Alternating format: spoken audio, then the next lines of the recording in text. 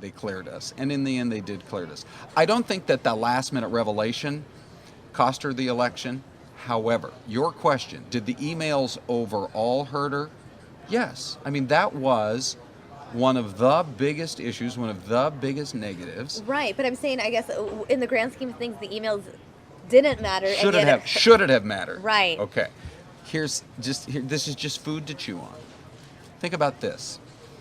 If President Obama had not, in his, what I'm sure he thought was really a wise move, and generally it proves out to be, 8 years ago, Lincoln, team of rivals, if President Obama had not thought, Hillary Clinton, my chief rival in the primary, if he hadn't thought about her as Secretary of State and chose somebody else, she never would have had the email scandal, and she never would have had the Benghazi scandal.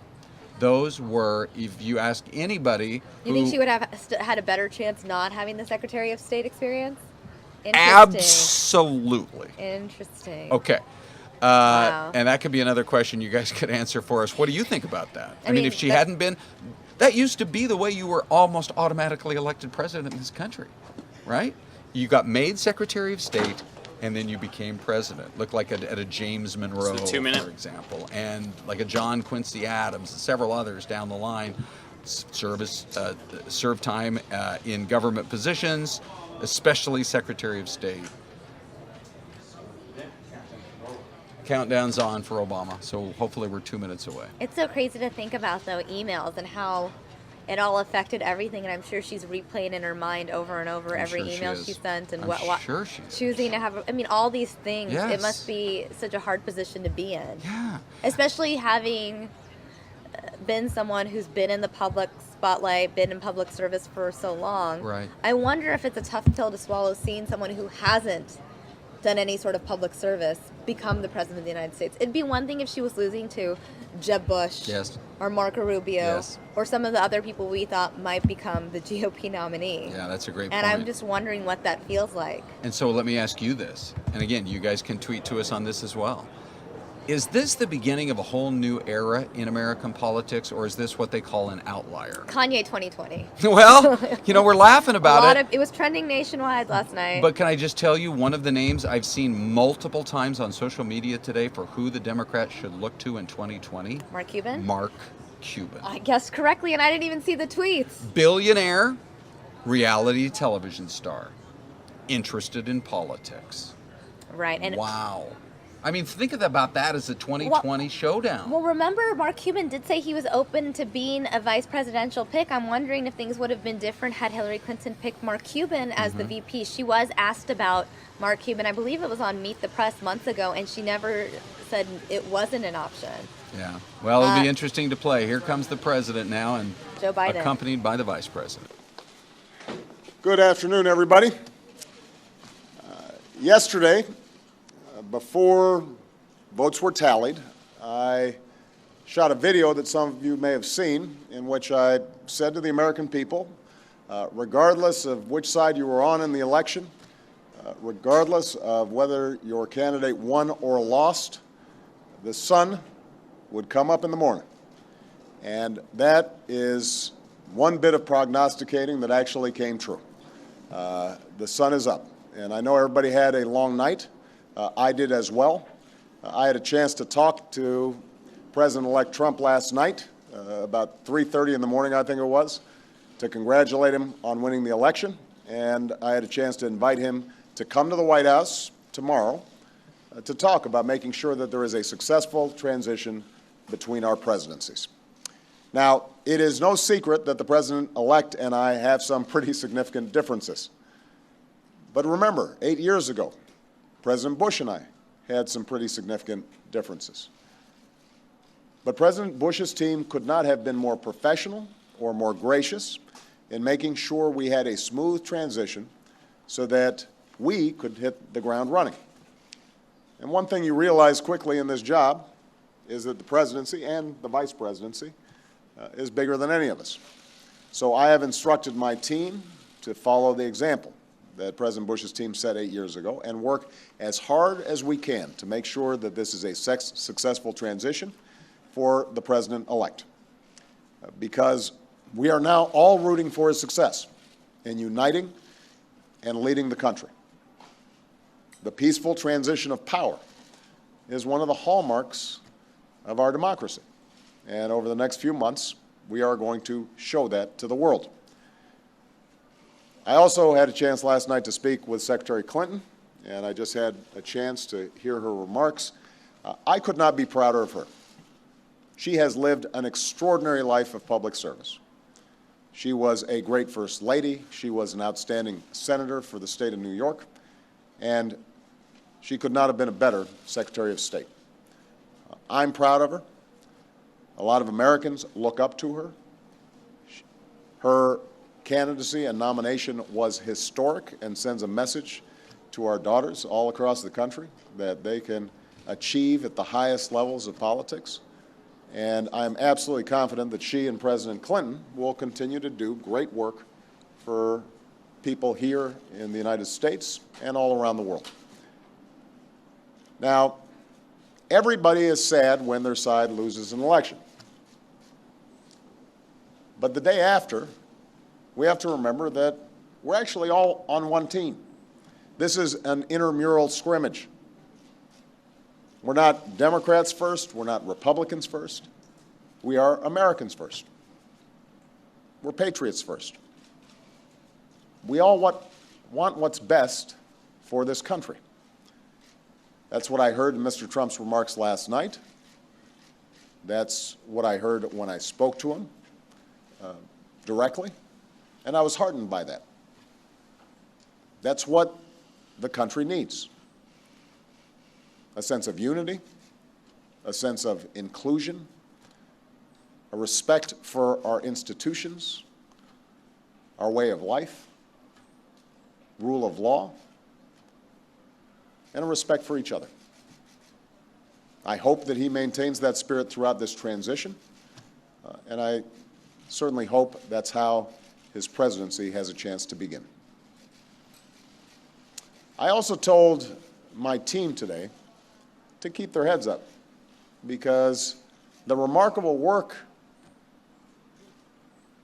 that they have done day in, day out, often without a lot of fanfare, often with a lot of attention, work in agencies, work in obscure areas of policy that make government run better and make it more responsive and make it more efficient and make it more service-friendly so that it's actually helping more people. That remarkable work has left the next president with a stronger, better country than the one that existed 8 years ago.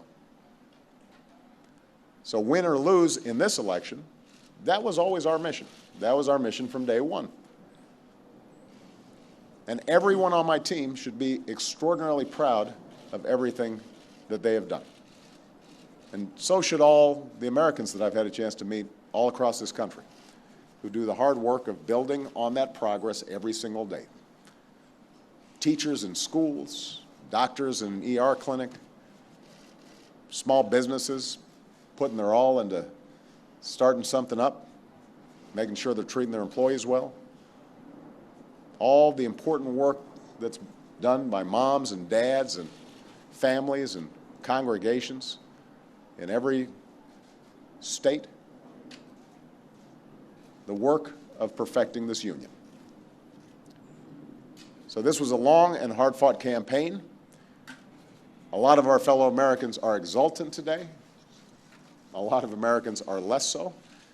But that's the nature of campaigns. That's the nature of democracy. It is hard and sometimes contentious and noisy. It's not always inspiring. But to the young people who got into politics for the first time and may be disappointed by the results, I just want you to know you have to stay encouraged.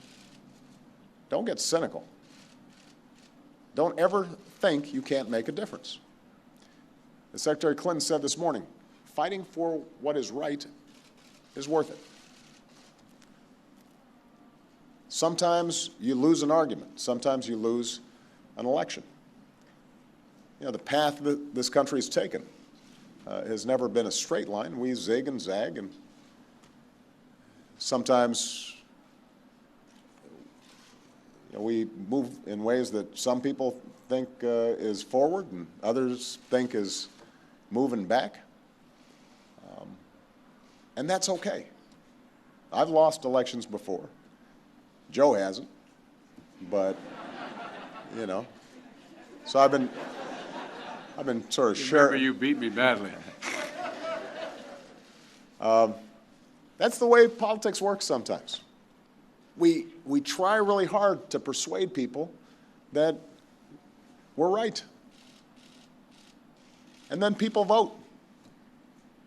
And then if we lose, we learn from our mistakes, we do some reflection, we lick our wounds, we brush ourselves off, we get back in the arena.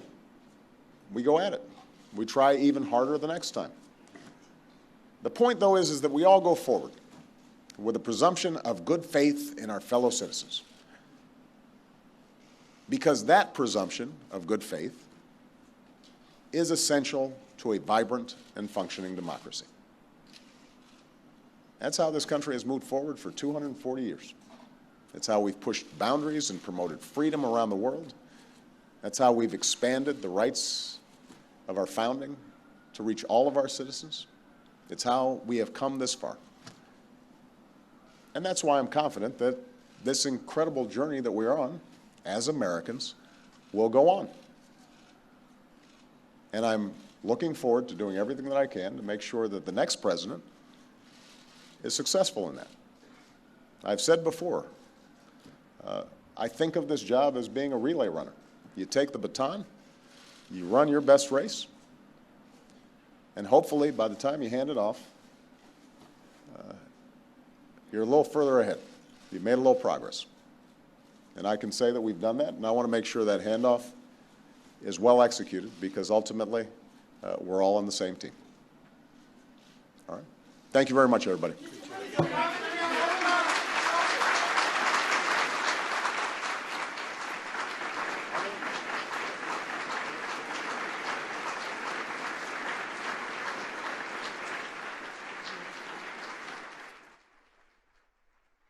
Well, Ron,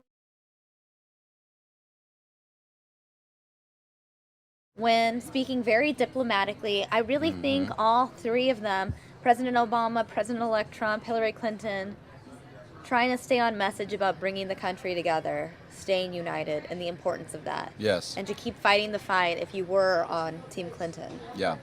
And speaking as a president should speak, talking about the election is over. Let's remember we're all on the same team. You know, lately I've been reading a lot about the Civil War. And so we joke about Cal exit. You know, will California Right. secede from the Union, or those kind of things. We never want to go down any kind of road like that again. And all I can say is